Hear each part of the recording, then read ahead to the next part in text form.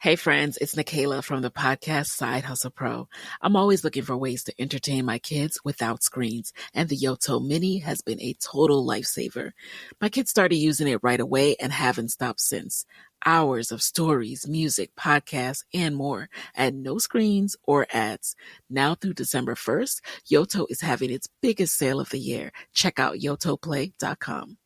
Hey guys, it's Paige from Giggly Squad. There's an all-new season of Secret Lives of Mormon Wives now streaming on Hulu. Mom Talk might have started as a sisterhood, but these Latter-day Saints are no angels. This season, there's new secrets, lies, and truths coming out, and you won't want to miss all the drama. Watch the new season of the Hulu original, The Secret Lives of Mormon Wives, streaming on Hulu and Hulu on Disney Plus for bundle subscribers. Terms apply. Studies show that 100% of everybody in the world wants to curl up indoors and do nothing because it's so darn cold out there. That's why many people are turning to Bombas, whose pillowy plush slippers and warm merino wool socks have been said to be the most comfortable in the history of feet. Bombas products have been found to boost coziness by up to 1,000,000%. Okay, enough fake statistics, but could Bombas socks and slippers really be the cure? Go to bombas.com/audio and use code AUDIO for 20% off your first purchase. That's BOMBAS.com and use code AUDIO. I do think that we will get some kind of hint at Jason's existence. Yeah. If we don't, I'm canceling my Disney Plus subscription.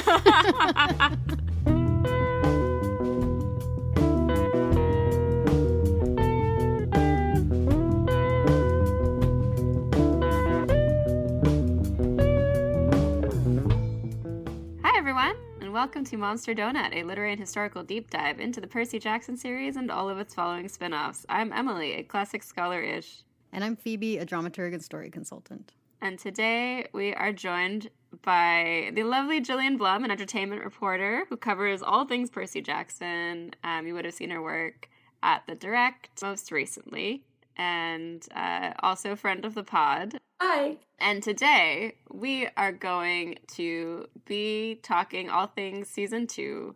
We're going to go episode by episode and make our predictions over what we're about to see in December. I'm very excited. Thank you for having me. So, first things first, can you tell everyone a little bit about your relationship to Percy Jackson before we dive in? Yeah, so I read the books.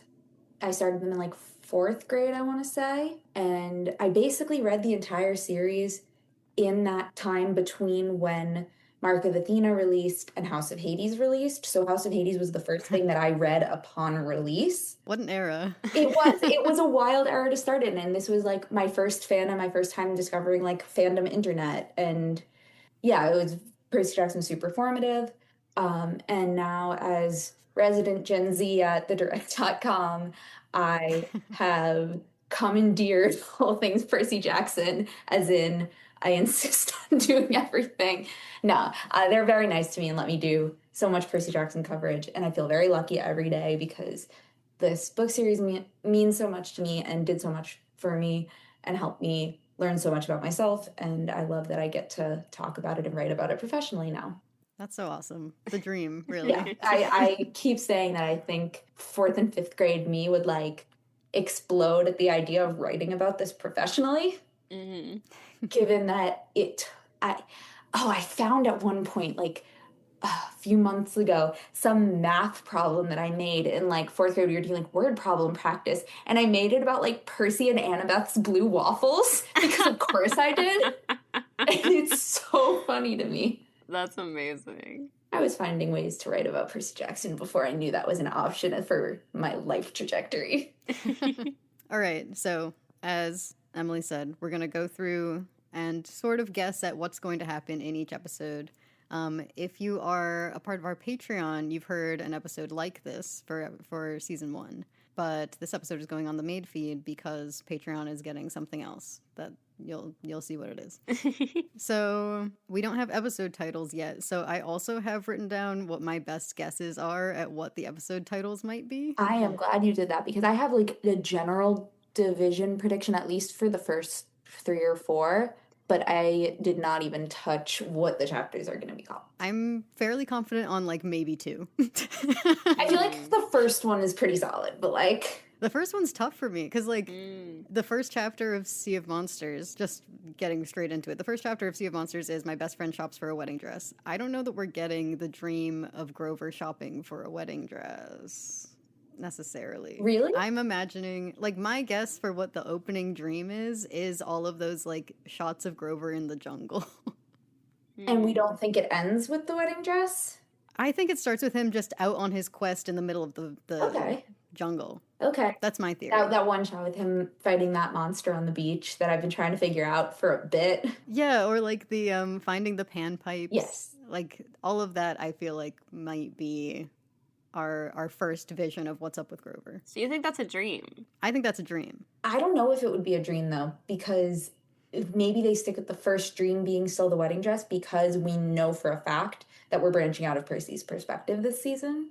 Mm-hmm. Like, we did a little bit in season 1, but, like, we know for a fact we're getting Annabeth flashbacks and, like, Annabeth point of view flashbacks. So I don't see why not of maybe we see a little bit more of Grover's journey, but the first thing Percy still sees is the wedding dress.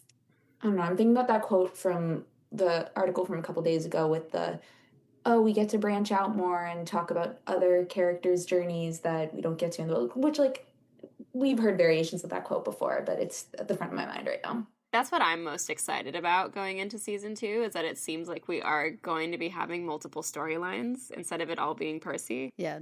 Emily was here for me last night trying to map out, like, at first I mapped out what I thought Percy was up to this season and then sat there and tried to map out, like, okay, and then if we have a separate Luke plot line, what's Luke up to? Where do we have cut so to many Clarisse? questions about where Luke has been, because all we are seeing are these preppy sweaters.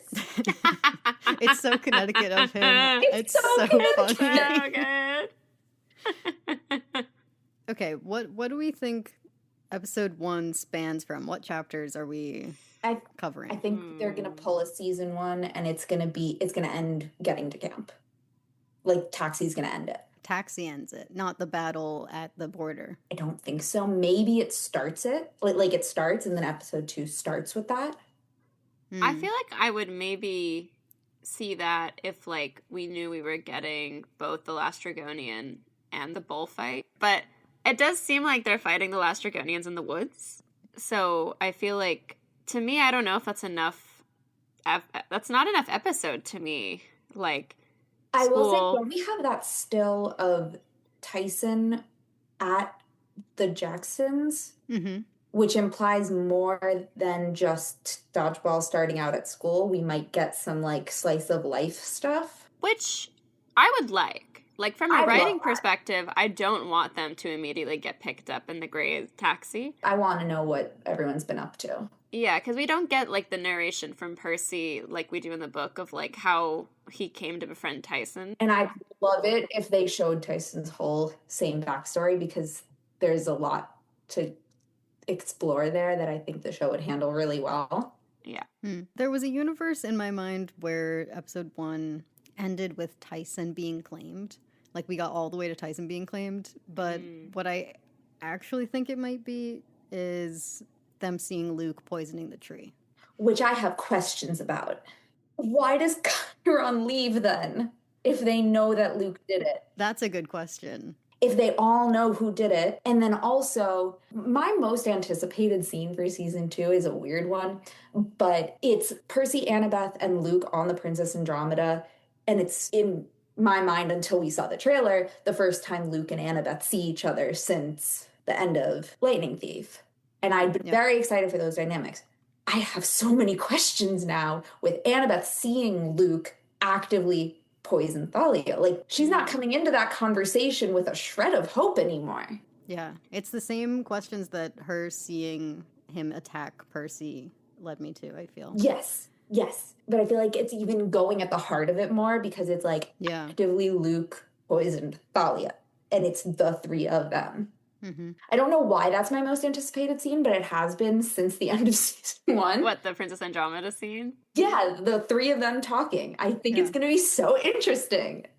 It's one of my favorite scenes in the entire book. I do think, in a way, though, it's interesting, too, because then it's like, you have the Tyson of it all, So Annabeth is also going to be feeling really alienated from, like, Tyson and Percy, too. So she's just going to be going through it. Like, both sides. She's really going through it. Like, everyone's betraying Thalia. Yeah.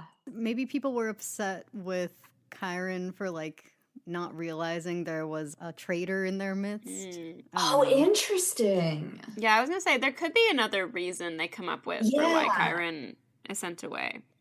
Yeah, okay. He's on vacation with the party ponies. Oh my god, I forgot we're going to see the party ponies. Oh my god.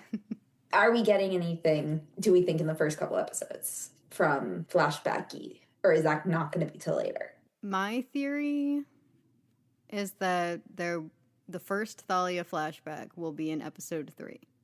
Okay. We have been told that that is one of the best episodes previously. We'll get to it, but in my mind, episode 3 is like the family. Yeah, that's going to be Princess Andromeda. That's going to be like... Family Luke, you promised. Right. We kind of skipped over episode 2, but I feel like that's because there's just such a logical... Episode 2 is chariots and everything right before and everything right after. Yeah. So I guess the question is, do we think episode 1 ends on Luke dramatically poisoning the tree, or do we think it ends after that? Like, do we think there's a little bit more happening? I feel like it's a good little cliffhanger. It's a good, like, we're starting off the season with this terrible thing happening. But I do think, like I said, there's a part of me that's like, maybe Tyson gets claimed right at the end of episode 1. And, like, episode 2 is dealing with that. I'm also thinking about the fact that Dior and Charlie are both season regulars, which implies that they are at least in some capacity appearing in almost every, if not every episode. Yeah. I'm thinking because, like, Annabeth didn't totally appear in episode 1 of season 1, but her voice did.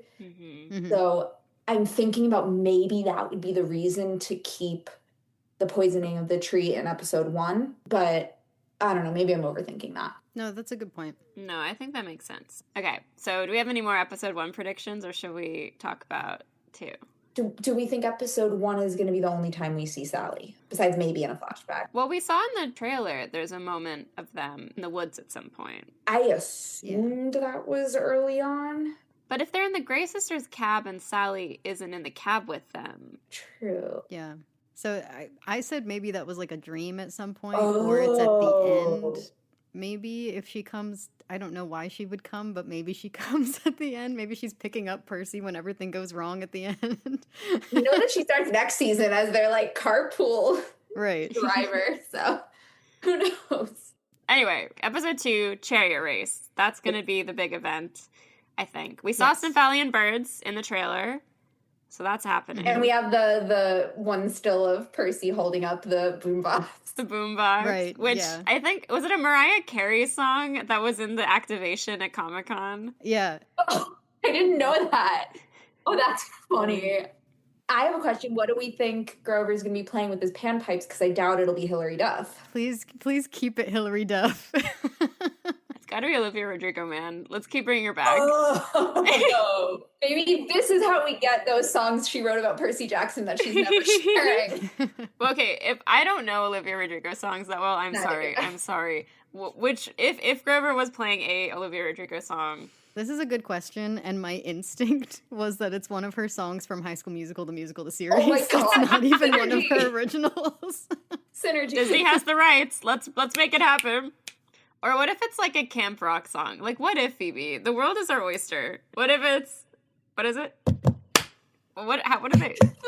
I know what you're talking about. Camp rock. Right. I don't know how you would play that on the... It's just like stomp, stomp, stomp. Boop, boop. Yeah, I think episode 2 is probably like all at camp and probably ends with them leaving camp or Clarisse leaving camp. I see it ending with the beach scene with Hermes. And then that's let's go out into the sea of monsters, and that's where it ends. That makes sense to me, because then again, thinking of it from like a storytelling perspective of like, okay, we saw the tree get poisoned.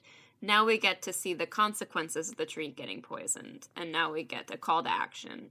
Do we think this is where we get our Clarisse Aries scene? Oh, that's gonna break me. I have been thinking that that's also in episode 3. I'm putting a lot of stuff in episode 3, but I just, in my mind, I'm like, stacked episode. Okay, now here's the real question. If Luke poisons Thalia's tree in episode 1, and he is in episode 2, what's happening with that man? I'm not imagining him in episode 2, actually. If anything, it would be like the start of a flashback that they don't finish until later. Like, Annabeth, why are you so angry at the Cyclops that's here? Ha ha ha. Yeah. I'm going to throw out something bold here. I think the Grover stuff that we saw in the trailer, that's in episode 2. Ooh. Okay. I'm going to throw that out there. All right, so I'm putting that in episode 1. You're putting that in episode 2. I'm thinking episode 1. Here's why. Okay. Here's why. I think we're going to get, obviously, a bit of Grover, like a scary nightmare, going off of the trailer, like in Percy. Because I'm pretty sure that's got to be, like, part of the opening narration. Like what we heard in the trailer. Yeah. I'm guessing we're going to get a Grover nightmare. But I think that, to me, watching what's in the trailer, it reads too full scene to me to be a dream sequence. And it's not 2 sequences, do we think? It could be. My theory since we saw the teaser has been that we're going to get an interesting storyline where Grover accidentally runs into Luke's army, and because they're both hunting for the same thing. Oh. And then that would also maybe be the place where we get at least the Kronos storyline, if not Luke, in episode 2. And that's, I think, where we're going to meet Allison, which I'm very excited about. Do you think she's a daughter of Hecate, though? Yes or no? I'm Team Apollo just because everything is screaming that, but... I don't know if you know our running gag that she's Alabaster Torrington. That's actually really funny. Allison, Alabaster, in the Titan army. That's really funny. No, forever, I thought that was actually secretly the Selena casting call, and they just didn't want to give away the fact that she's the spy in the casting call. That had been my theory for a really long time, but that was one that I had to give up reluctantly. Oh, you know what else I'm looking forward to in episode 2? Tyson at camp. That'll be fun. Me too. Yeah. I think what I'm looking forward to most from episode 2 is that, like, to me, Sea of Monsters is a very relationship-driven book, and I see episode 2 being a lot of, like, sitting in where Percy and Annabeth stand now, and, like, where Percy and Tyson are standing with each other, establishing some of the Annabeth-Tyson weirdness, although that'll probably also be episode 1, but yeah. Do we think we are getting Beckendorf? Because that's pretty important to Tyson's time at camp, but we do not have a casting. I mean, they might have him, like, hang out with the Hephaestus cabin. Okay. And just sort of do a sort of implied Beckendorf. Yeah. I don't know. That's something I've been thinking about because that's, like, the only non-Percy relationship formed. And it's key, but it's notable that we don't have a casting, which could mean lots of things. What I can imagine happening maybe if Beckendorf isn't cast in this season is them casually being, like, having a moment where Percy's, like, talking to Tyson being like, I saw you hanging out with Charles Beckendorf. And it's like, we don't get a face to the name, but we get the name, you know? Like, they plant the seed. That is so likely. Because that's sort of what they did with Nico in season 1. Yeah, and skipping ahead, I feel like that's what we're getting with Hyla. I think that's what we're getting with them. I've said forever that it's going to be a name tag, but... We'll get to that discussion. I have thoughts. Okay, so episode 2, we think, ends with Percy embarking on the quest. Yes. We have Hermes, maybe Ares seen in there. I'm just thinking, okay, also Percy has now met Hermes already, so do we think that's going to, like, change plot-wise, like, the scene that happens? Honestly, no. What I could see coming up is Percy being like, oh, so you didn't want to interfere when I last saw you, but now you're stepping in because, like, your own son is in danger. Like, that's cool. That's selfish. Okay, I like that. Like, I could see their past interaction coloring the way that Percy looks at him, but I think plot-wise it will be a similar interaction. Okay. When do we think the empathy link is officially established? That's a great question. My instinct is that, like, whenever we get the wedding dress scene, that's when it is. We have a shot in the trailer of him, like, Grover, like, tied up. Yes. Someone tried to say that they think Clarisse was behind him, though, which is possible. It could be from later in the season. Oh, I thought there was a mirror behind him. Oh, interesting. See, and I brushed it off and was like, oh, it's a mirror. Okay, so episode 3, we think, is Princess Andromeda. I'm so excited. I think it starts with Princess Andromeda, but I think it actually goes past Princess Andromeda. How far? That's what I'm debating. I kind of think safe house, but I don't know when it would end. Monster Donut? I was gonna say, like, I'm thinking episode 4 is your episode, like. Well, I think episode 4 is probably, like, we're entering the Sea of Monsters, Scylla and Charybdis, and maybe it has that, like, Clarisse Percy fight in it. I don't know. I'm feeling episode 3 for that beach scene we've gotten a lot of images from. Oh, yeah. Well, I think that beach scene is in maybe episode 4. I think here's what's in episode 3 to me. Okay. Episode 3 in like the Percy Annabeth Tyson timeline is Princess Andromeda. Big Annabeth Luke moment. They escape. We get to whatever, like the safe house. We get to safety. We get our first flashbacks at this point. Maybe from Annabeth telling a story, trying to explain what just happened, or maybe we just sort of zoom into Annabeth's mind. We see a flashback. Clarisse is starting her quest, and we're cutting to her. She's getting her boat here. Okay. Yeah, this is the boat episode. Oh. This is the boat season. It is the boat season. That's true. But I'm thinking, like, how neat it is if we, like, see Clarisse get her boat at the start of the episode, and then at the end of the episode is, like, rescuing Percy with it. Ooh. I feel like she won't immediately rescue him, though. I feel like that fight on the beach, to me, says she's like, get out of my quest. I was thinking, like, the emotional impact of Ares being like, my daughter, your quest, your glory, and then Percy trying to take it from her at the end of the episode, her being like, no. So that would put the Hydra here, then. Because doesn't she rescue them from the Hydra fight? Which I feel like is episode 4. Because I feel like they're not going to do Princess Andromeda and Hydra in the same one. And it also depends on how much they're going to lean into the Monster Donut gimmick of it. Well, because we saw the cereal boxes. There's cereal boxes. That's what I was going to say. Yeah. It's a cereal box now. The scene is inherently different if it's a cereal box. I've been theorizing that because it's a cereal box now, it's involved in the safe house moment, that maybe like Tyson is sent out to go find food and he just comes back with like cereal. Okay. Or it's involved in my preference, the Thalia Luke Annabeth flashback that's in this episode. But yeah, it being cereal is throwing me off because it gets rid of the lore of like, that's the whole reason a Hydra's here. That's, but to me, it's less about like the logistics of what happens in that scene. It's like, does Clarisse show up? I feel like she doesn't show up unless they fight the Hydra, and I don't see that happening in 3. Yeah, I have her showing up in 4 on my list. Yeah. But following her throughout 3. And we get the overheard Ares conversation in 4 in that case, probably. Yeah, if that happens, it would be in 4. Which I can't imagine it not happening. Plus, also, I just really want it to because I talked to John like a year ago. And she was like, I really want to do that scene, and I want that for her. Mm-hmm. Well, I think Dior's going to have a hell of a season. Oh, she's going to have a hell of a season. I think they all are in different ways, but, like, this is Clarisse's quest. This is Clarisse. Okay, Phoebe, where do you think episode 3 ends, then? Don't ask me.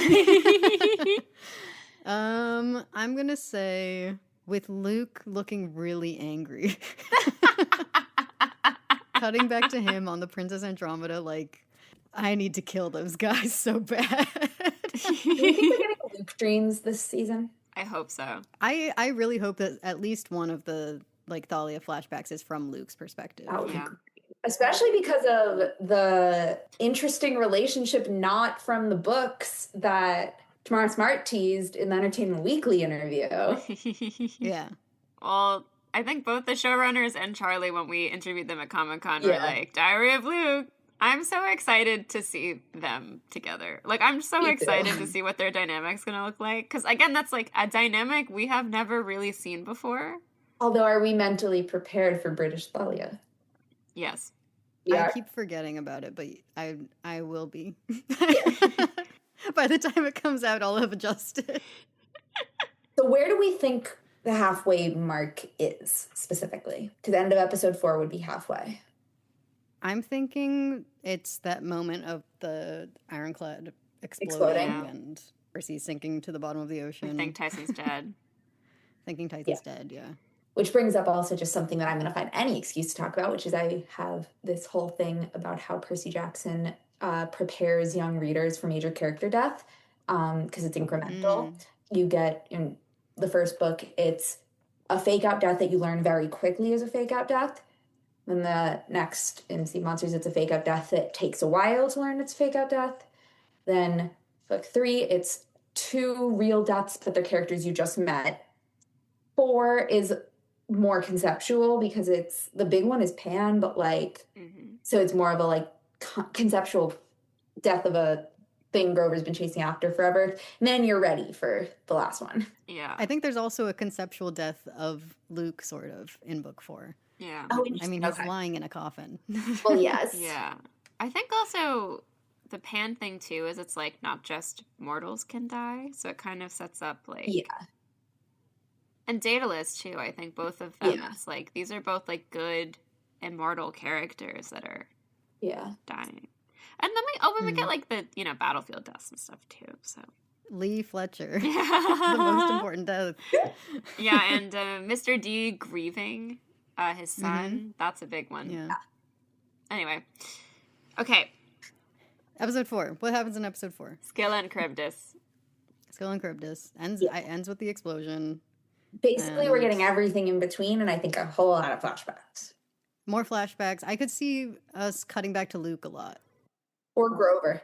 Or Grover, yes. Maybe both. What I have been wondering is, like, what's Luke up to? Okay. His coffin's talking to him. Yeah. Telling him to kill Percy Jackson. I think that moment's at the end of the season. I want fun times on the Princess Andromeda. If they're going to cast Allison, we have to have that then. Right. What is Allison doing? If you're going to go to the effort of making a new character, then you have to give her situations. You have to put her in situations. Also, I found an article that was randomly posted, I think it was last December, on the Reed Riordan website. And it's a fake brochure style ad for the Princess Andromeda that was posted during season 2 filming, and it went completely under the radar, but I for some reason found it right after it was posted, and it had such specific detail about life on the Princess Andromeda, and I refuse to believe that we will see none of that. I want activities. They talk about activities in depth in this article.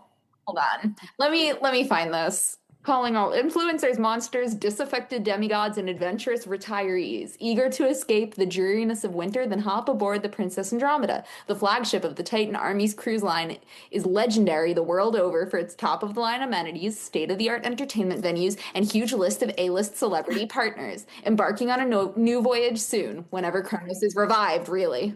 Entertainment venues. I told you there's stuff in here, and I refuse to believe we aren't exploring it. There is a pickleball joke, which means I know. I think we need to see Luke angrily playing pickleball. That really completes the Connecticut portrait to me. Oh my god, please. In his little sweater. Do we think we will get a Triumvirate Holdings reference? Ooh, I didn't even think about that. Have they left in, what's the line that Luke says? He has that line where he says, you have no idea how much money is going into this. You don't even realize. And that is accurate. And if he just says that, he doesn't even have to say anything more than that we have some wealthy benefactors. I hope so. I'm praying for it. I need my Trials of Apollo. The Trials of Apollo fans deserve to be fed in some way. They've stuck around for so long. If we're ending episode 4 there, then that's halfway. Yeah. Mm-hmm. Mid-season finale. And going into the second half, the big landmarks are Cece's sirens. Mm-hmm. Yeah. Yeah, and I'm thinking those each get their own episodes. I think 5 is Cece's and 6 is Sirens. But then we've only got 2. Yeah, because then we have... Oh, you're right. I guess, yeah, now I'm thinking about it. I guess, yeah, that is kind of the last thing that happens before we go into the End. Never mind. In my head, I'm like, but there's there's so much in the 500 Odyssey. pages left of the Odyssey. But yeah, I guess, yeah. And I do think, like, emotionally, the siren scene's gonna be huge. I think that's the most anticipated scene fan-wise. Yeah. So I think having that come reasonably late in the season makes sense, because then you can really build up to it. I was expecting no later than episode 7, but probably episode 6. And I was thinking also, like, if we're seeing flashbacks scattered of the backstory with Thalia throughout the season, it's going to make Annabeth finally telling Percy about Cyclopses so much more impactful. So I think it, like, makes sense. And also it's, like, all but confirmed that we're seeing Annabeth's vision, given Athena casting, and the fact that we're getting Annabeth POV anyway. Because that is literally the only place that I can think of where Athena would come in. Do we think the vision is the same? Is Luke going to be in it? Oh. I want him to be. I wonder if he's not going to be in it for the same reason that they were emphasizing the lack of romantic anything in season 1. I think if they go the other direction, which is the direction I would have gone, which is just include Thalia in the vision also, that gets rid of that also. Okay, yeah. No, that makes sense. But I also don't think the vision's going to be the same. I think they've come up with something totally different for her to see. I have no idea what it would be, but I just... No, I think you're right, honestly. I want to talk more about the sirens, but we did completely skip over. Do we think we're going to, see Annabeth there instead of just being with Percy? I hope so. B, are we going to focus less on physical beauty and talk more about other things, or are they going to do the same, like, it's very clear that Annabeth shouldn't like this because it's all about physical beauty? I could see them doing something beyond it being all about physical beauty, just because I feel like they're the kind of writers who want to dig even further into it. That's the question I'm asking. Because it's not like, are they going to just abandon that? Because they're not. If anything, they're going to double down. But, like, I don't know. I feel like we're going to get a little bit more of an exploration into Annabeth's time there. That I would love to see. Well, because I'm just thinking, like, they're definitely not going to do a voiceover inner monologue of Percy as a guinea pig. Yeah, I don't think we're hearing Percy's voice at all at this point. I think we're gonna be with Annabeth. I would love to see Annabeth getting her whole look. We know that Raina is technically in that scene. She brushed Annabeth's hair. We won't see that. Name tag. We are getting a name tag, I'm convinced, for one of them. A name tag? For one of them. Not both, one. I think that there will be a moment where, like, Hyla says, like, my sister will take care of you, or, like, has anyone seen my sister? It'll just be a quick little Okay. Black Sails reference. Blackbeard. Do we think there will be a Black Sails reference? The whole season is just a giant Black Sails reference. It is, but this is the pirate episode. True. I think a quick little, like, isn't it funny that we're doing pirates again would be... When do we think we see Poseidon? I think he's all the way at the end of the season. All the way at the end? Yeah, and I think he's, like, in the last episode. Okay, because it would be really funny if it was that episode. I feel like, that's so crazy. Blackbeard looks a lot like my dad. Him as Blackbeard?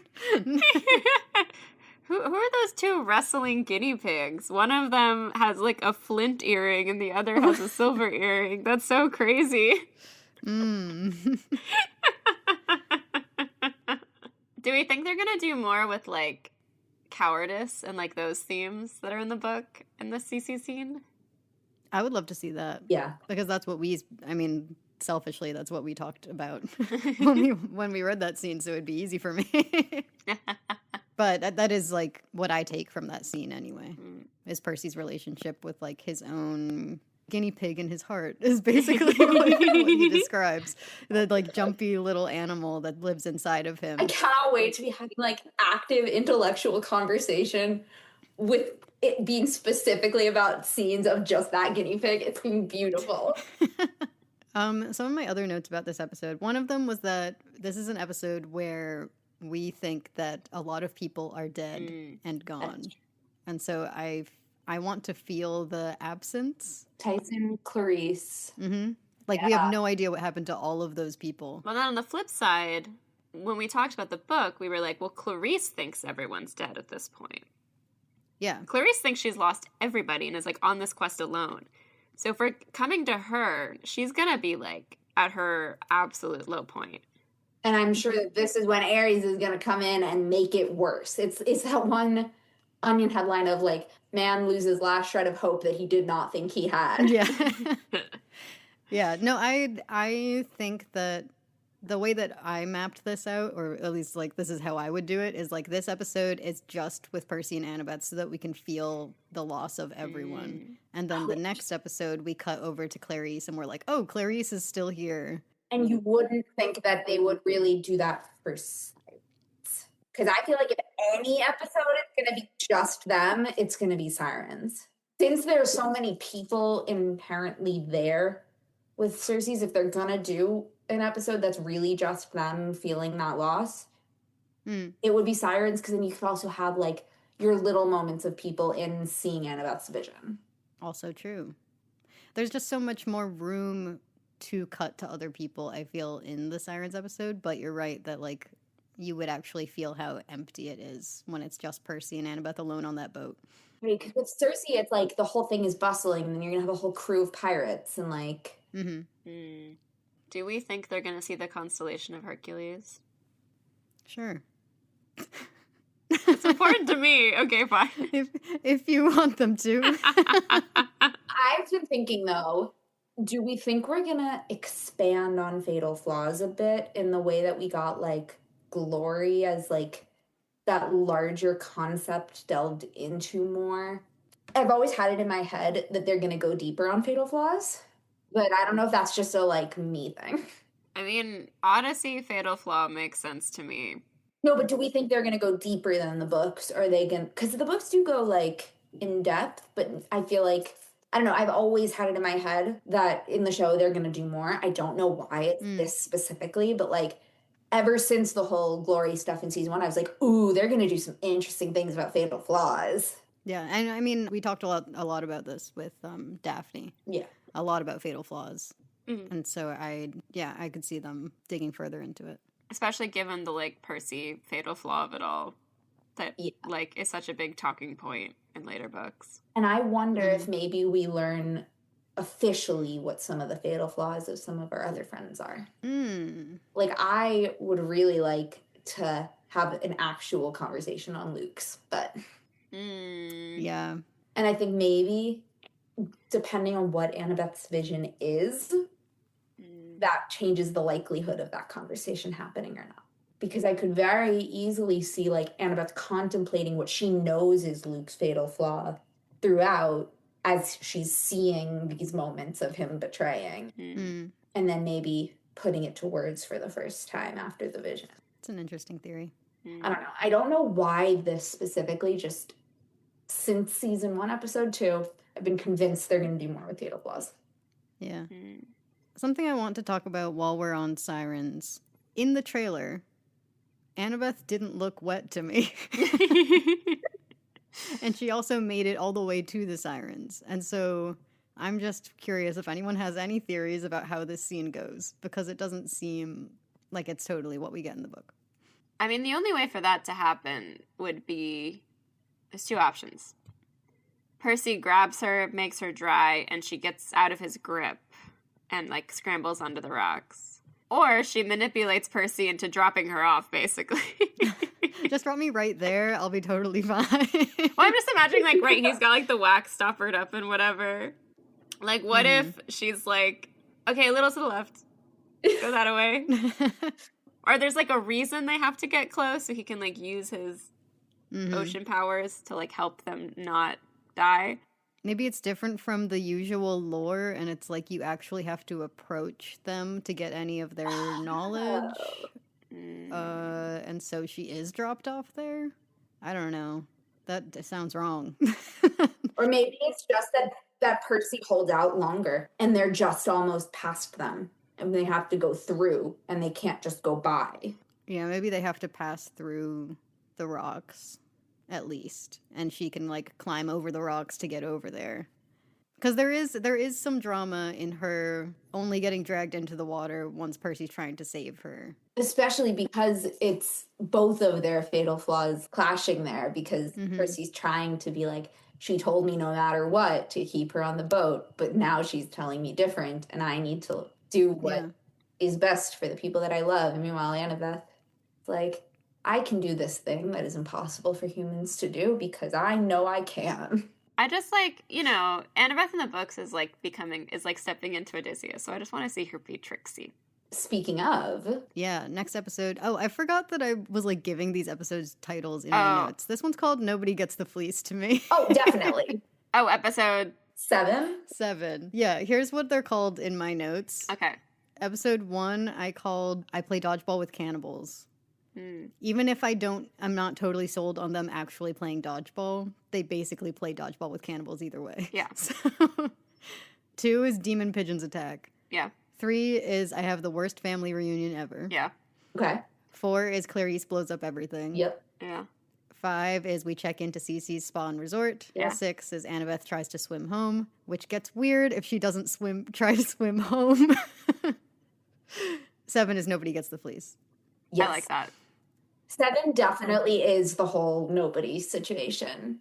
I think Luke's probably doing something in this episode. Is this where we get the Kill Percy Jackson? I think that Kill Percy Jackson is in episode 8 after... Like, I think that that's Kronos pushing Luke to go to camp. Oh. After he loses the fleece. Telling him to go over there and kill that guy. So that raises an interesting question. Is there any possibility that Luke is there when Thalia comes back? I say yes, please. And then maybe we get the stuff we didn't get with Annabeth because she saw all of it with Thalia. Well, Phoebe said something interesting when we talked about this, when we were going over the trailer also, which is like, if Thalia comes back and sees Luke in danger without knowing anything else, what's gonna happen? Oh, easy. Like, whoever's purportedly putting Luke in danger is dead. I think it would be really cool if he's there. We're skipping, though. Okay, let's come back to... So, episode... 7. Where's Grover been? Because we definitely are going to have seen him and Clarisse meet up before 7, I think. Yeah. Before 7. Maybe in 6. Maybe that's what I'm looking for. Instead of cutting to Clarisse, it's cutting to Grover.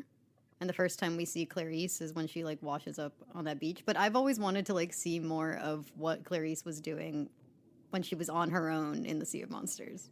I hope we do. I feel like Clarisse and Grover could have a fun time trying to escape together. That would be fun. Dior also said something interesting. I can't remember if it was in our roundtable or if it was at the panel. But she alluded to this thought that, like, Grover sees something very personal of hers, which my brain went, oh, does Grover see the Ares scene instead of Percy? Ooh!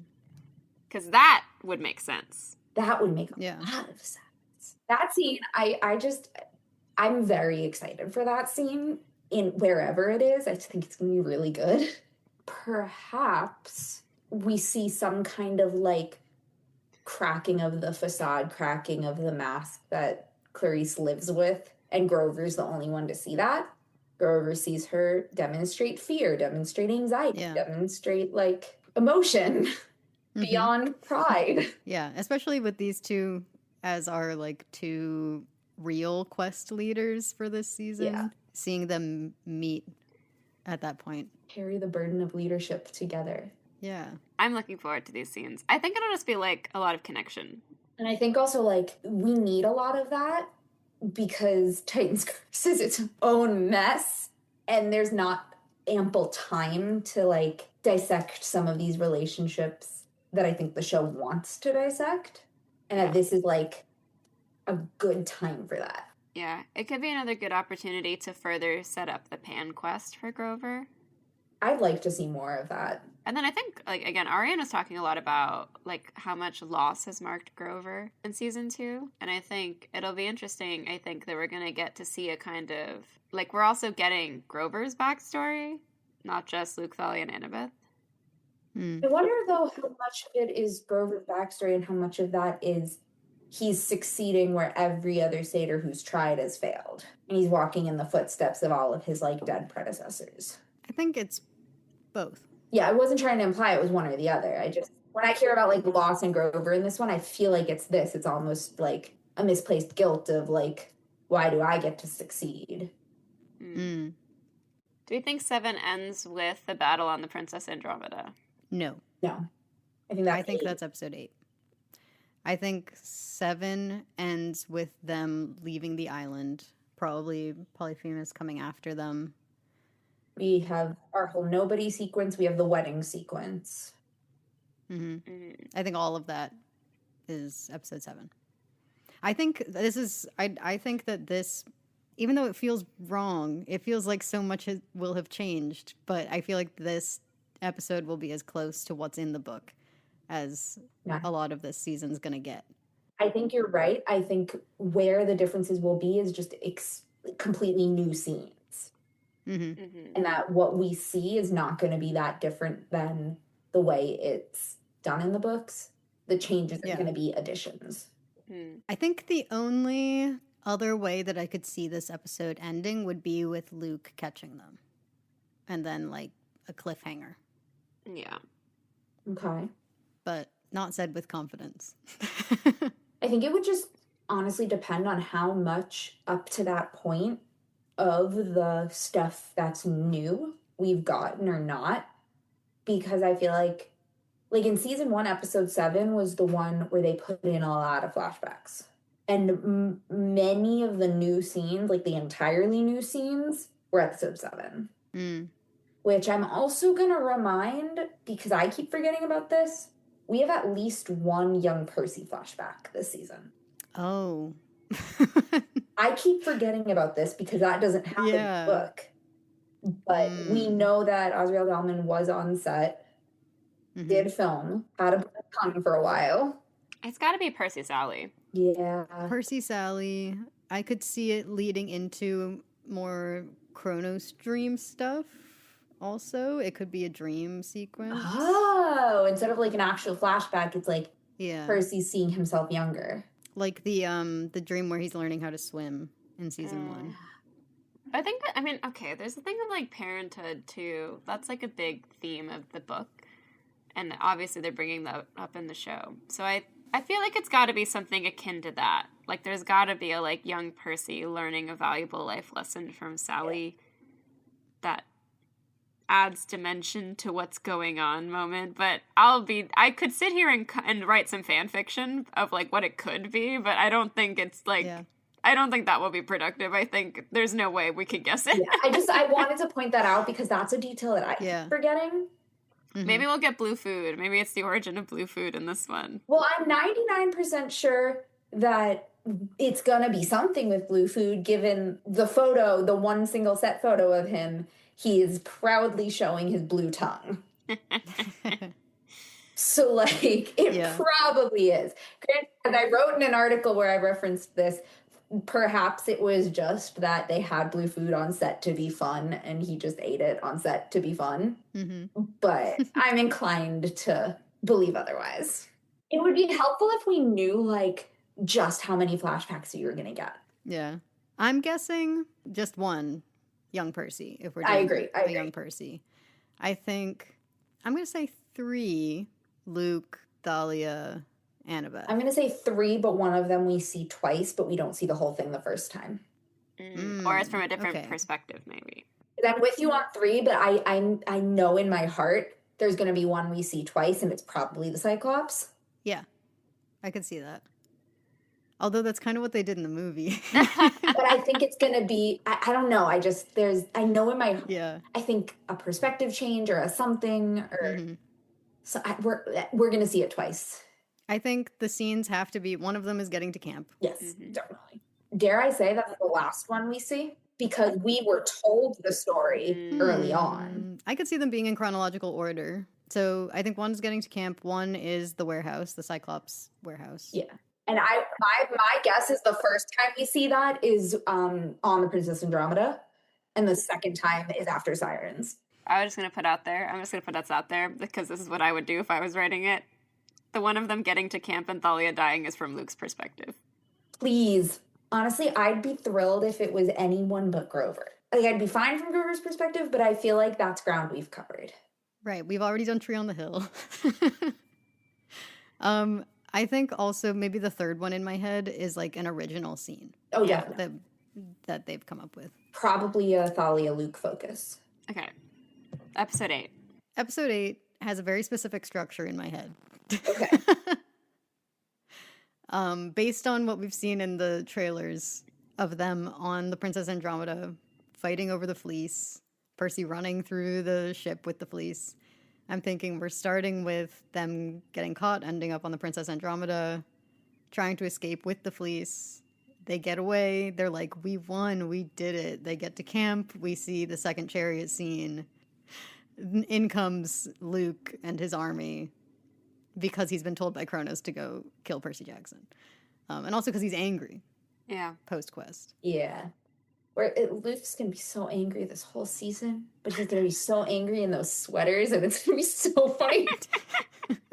We're about to get West Porter representation. I know. That is just... For what it's worth, my family is from Connecticut. I want to make that clear. Look at us. Look at us.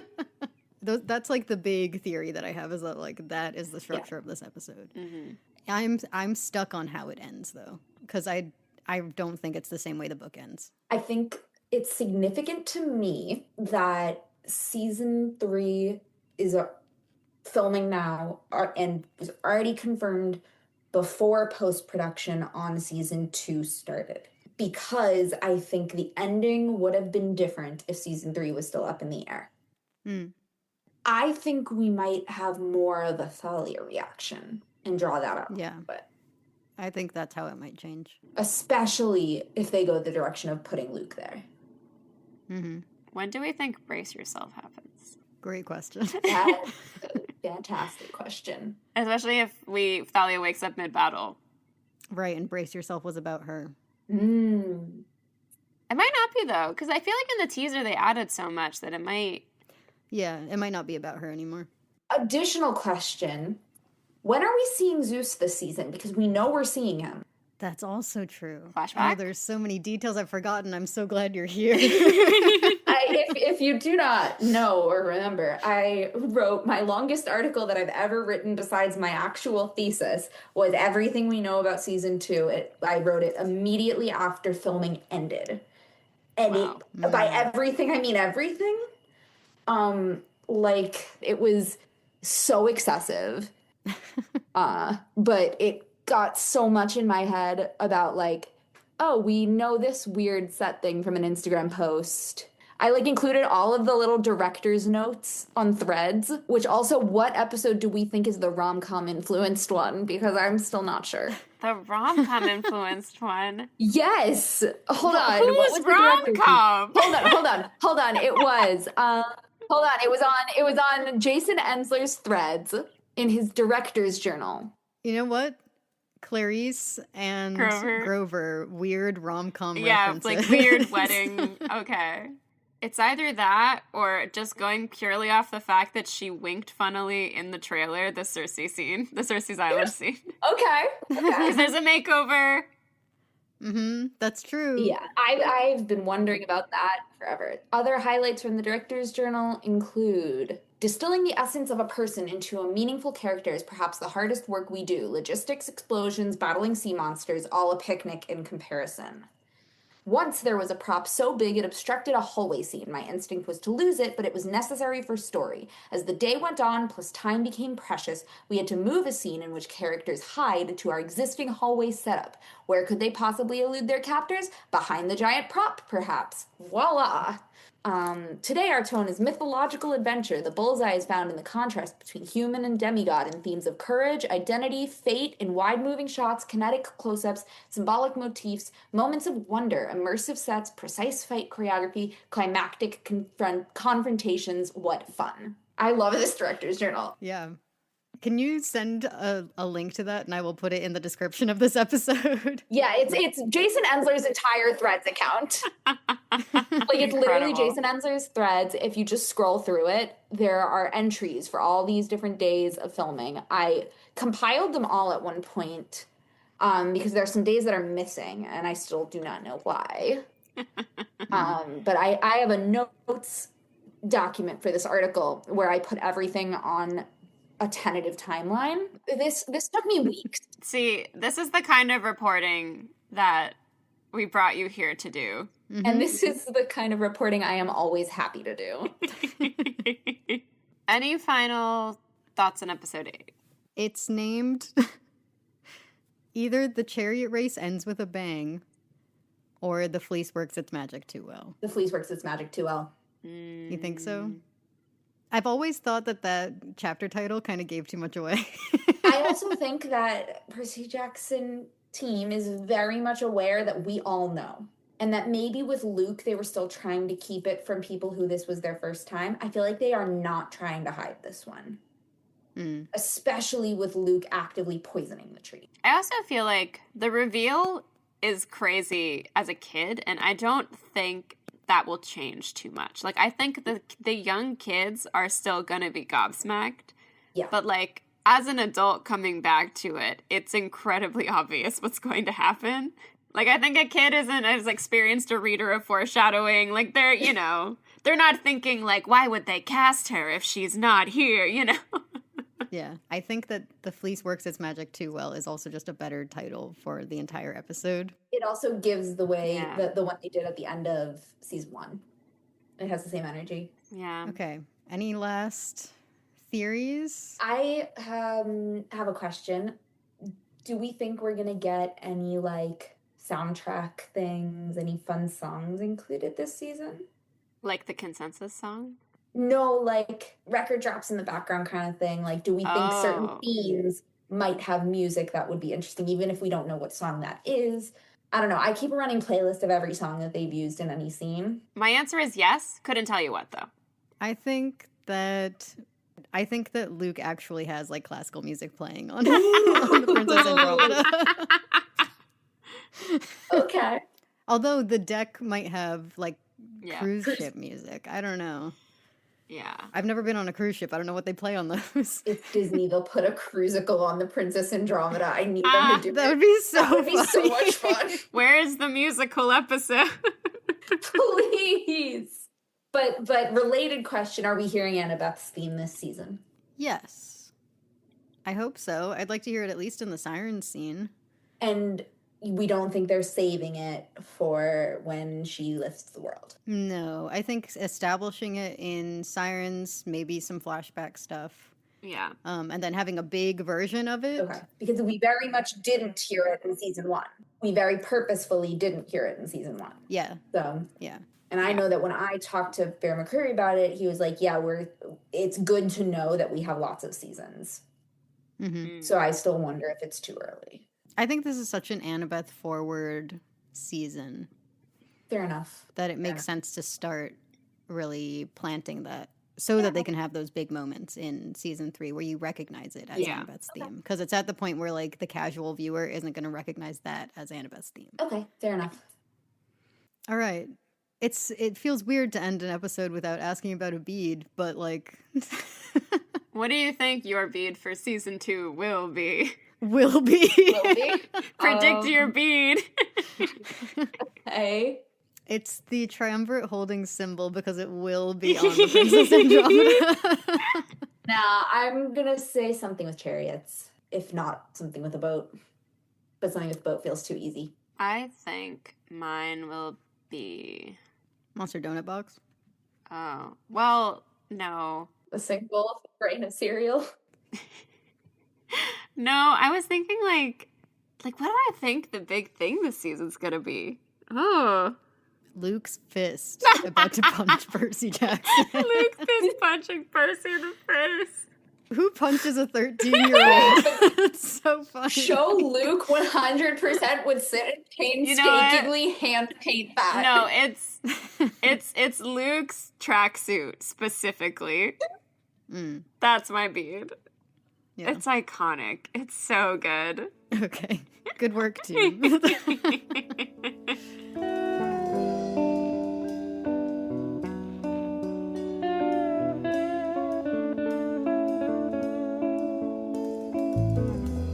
Thank you all for listening to Monster Donut. Thank you, Gillian, for joining us. Thanks for having me.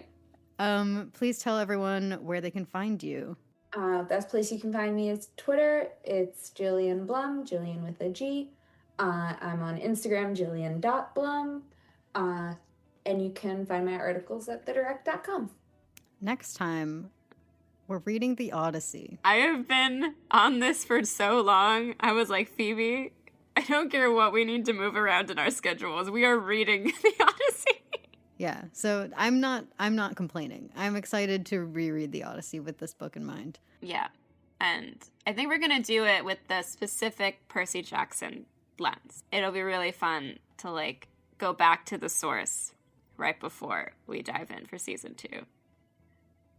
Because then after that, it's season 2, baby! It's coming! Yeah. And I think, like, dare I say, I think that the show version of The Sea of Monsters will have more to do with the Odyssey than the book, The Sea of Monsters. It's definitely possible. I'm just so excited for season 2 generally. I think season 1 was great, but I think season 2 is where they're really starting to, like, kick everything into high gear in every way. Mm-hmm. And I'm so excited. And I hope you are too. And I promise I won't yap too much. I thought we learned from Percy Jackson not to make promises you can't keep. You know what? We're going to read Dante at some point, and you know what? Vote below in the poll. Which TV show season do you think we read Dante before? I don't know if it's super relevant to any of the Percy Jackson books. I think it's more of a Heroes for Olympus thing. Well, anyway.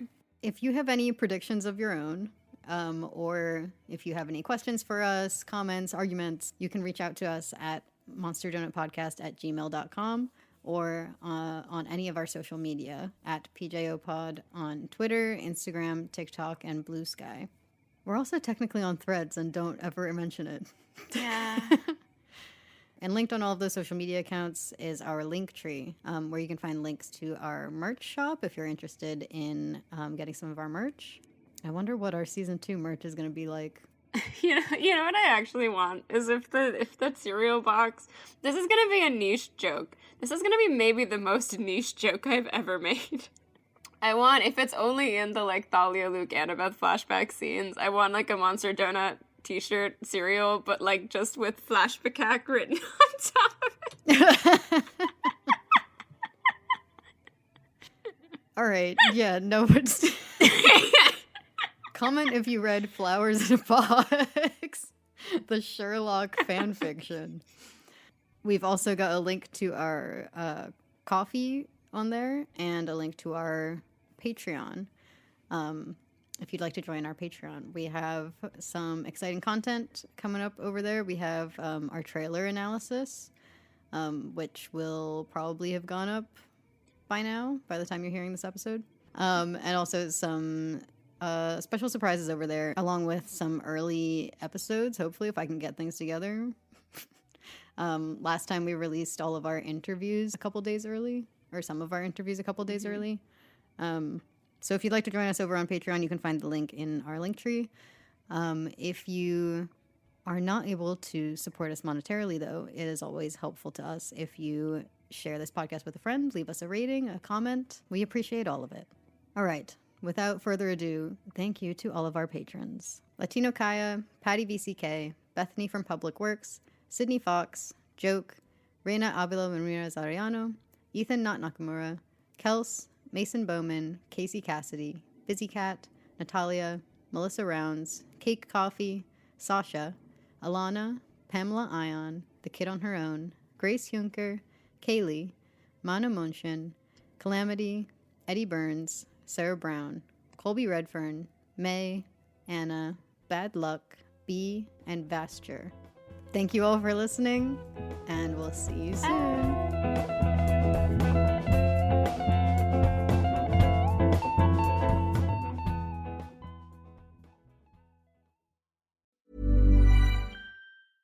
Hey friends, it's Nikayla from the podcast Side Hustle Pro.